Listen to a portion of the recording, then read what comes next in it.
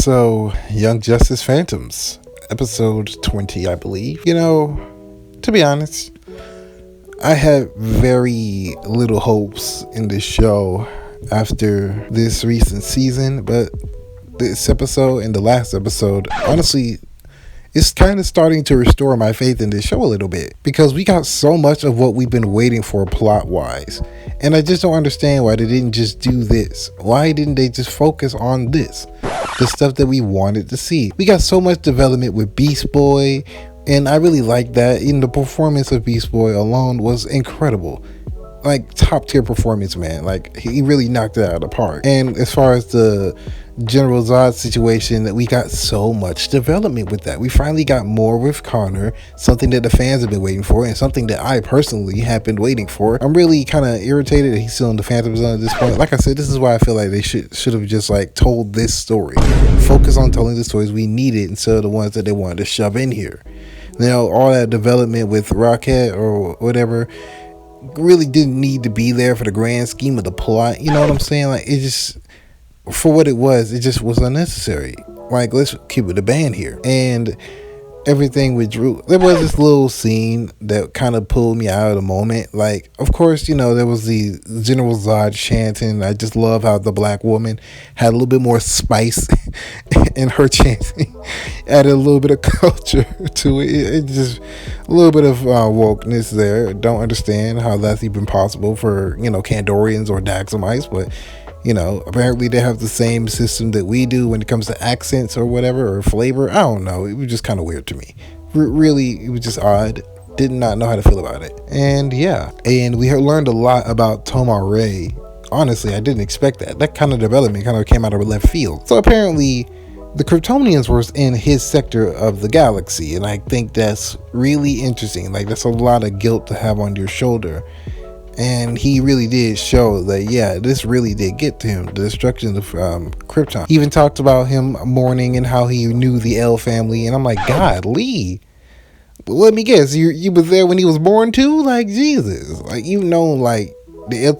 it's just crazy. The amount of information he knows, it's just crazy. But I really do dig that, there's a connection there. So that was very good. Not gonna lie to you, I really dig that. Now, moving on to the other stuff. There's a lot of stuff that don't need to be here in this episode. Like, there was so much focus on interpersonal relations, and it was really dragged out. Like, if you wanted to have like a cheeky little scene, that's fine, but this went on for so long, bro. And Kilowog was a mood this entire time. He was just like, bro, I'm just here listening to this. It's just okay. Like, I don't understand why this was here. We go over the whole Flash birthday situation, which the end credit scene was enough.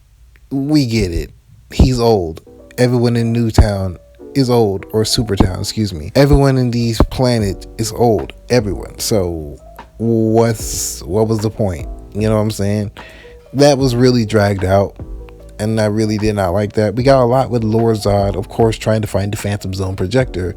And I'm not gonna lie to you, bro, probably got the best squad out of anyone. They respect him now. You know what I'm saying? They ride for him. Like, Mantis is the MVP. Man said, hey, yo, I'm finna come in clutch. Mans remember where the Kryptonian artifacts were. And it's really funny how Metron has his vaults labeled. That's hilarious.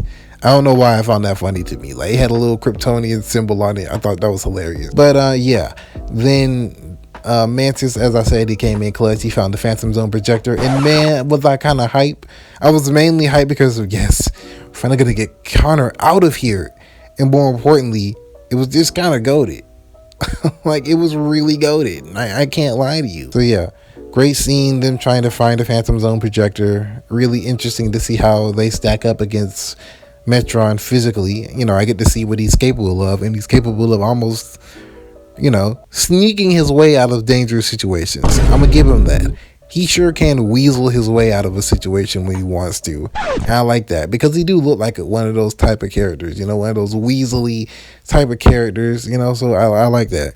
And he tricked Lord Zod with a Kryptonite Trap. That was hilarious, because it's not like they would have known. That was really clever. I dig that. All to save your own ass. I ain't mad at it.